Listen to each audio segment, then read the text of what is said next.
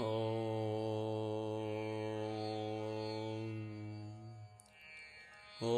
नमो भगवते वासुदेवाय।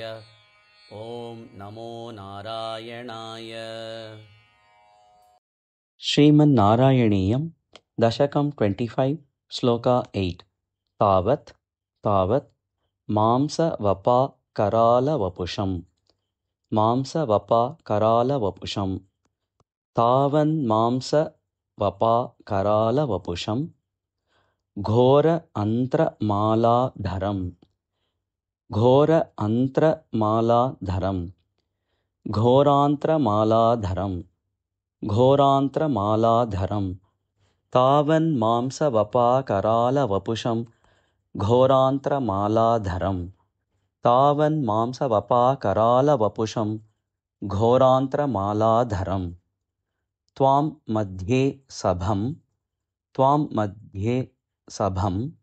इद्दकोपम् उषितम् इद्दकोपम् उषितम् त्वां मध्ये सभामिद्दकोपमुषितम् त्वां मध्ये सभमिद्दकोपमुषितम् दुर्वार गुर्वा रवम् दुर्वार गुर्वा रवम् दुर्वार गुर्वारवम् दुर्वार गुर्वारवम्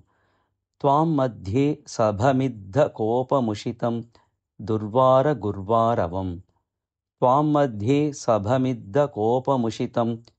दुर्वार गुर्वारवम् तावन्मांसवपाकरालवपुषम् घोरान्त्रमालाधरम् त्वां मध्ये सभमिद्दकोपमुषितम् दुर्वार गुर्वारवम् तावन्मांसवपाकरालवपुषम् घोरान्त्रमालाधरम् त्वां मध्ये सभमिद्दकोपमुषितम् दुर्वार गुर्वारवम् अभ्येतुं न शशाक अभ्येतुं न शशाक कः अपि भुवनि कः अपि भुवनि कोऽपि भुवनि कोऽपि भुवनि दूरे स्थिता भीरवः दूरे स्थिता भीरवः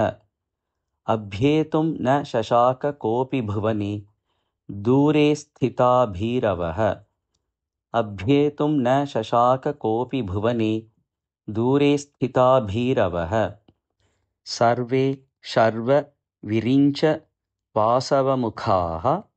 सर्वे शर्व विरिञ्च वासवमुखाः प्रत्येकम् अस्तोषत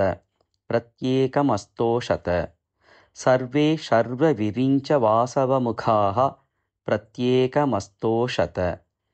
सर्वे शर्व विरिञ्च वासवमुखाः प्रत्येकमस्तोषत अभ्येतुं न शशाक कोऽपि भुवनि दूरे स्थिता भीरवः सर्वे शर्व विरिञ्च वासवमुखाः प्रत्येकमस्तोषत अभ्येतुं न शशाक कोऽपि भुवनि दूरे स्थिता भीरवः सर्वे शर्व विरिञ्च वासवमुखाः प्रत्येकमस्तोषत तावन्मांसवपाकरालवपुषम् घोरान्त्रमालाधरम् त्वां मध्ये सभमिद्दकोपमुषितम् दुर्वार गुर्वारवम् अभ्येतुं न शशाक कोऽपि भुवनि दूरे स्थिता भीरवः सर्वे शर्व विरिञ्च वासवमुखाः प्रत्येकमस्तोषत तावन्मांसवपाकरालवपुषम् घोरान्त्रमालाधरम् त्वां मध्ये सभमिद्दकोपमुषितम् दुर्वार गुर्वारवम् अभ्येतुं न शशाक कोऽपि भुवनि दूरे स्थिता भीरवः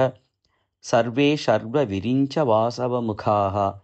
प्रत्येकमस्तोषत तावन्मांसवपाकरालवपुषम् घोरान्त्रमालाधरम् त्वां मध्ये सभमिद्दकोपमुषितम् दुर्वार गुर्वारवम् अभ्येतुं न शशाक कोऽपि भुवने दूरे स्थिता भीरवः सर्वे शर्व विरिञ्च वासवमुखाः प्रत्येकमस्तोषत तावन्मांसवपाकरालवपुषम् घोरान्त्रमालाधरम् त्वां मध्ये सभमिद्धकोपमुषितं दुर्वारगुर्वारवम् अभ्येतुं न शशाक कोऽपि भुवने दूरे स्थिता भीरवः सर्वे शर्वविरिञ्च वासवमुखाः प्रत्येकमस्तोषत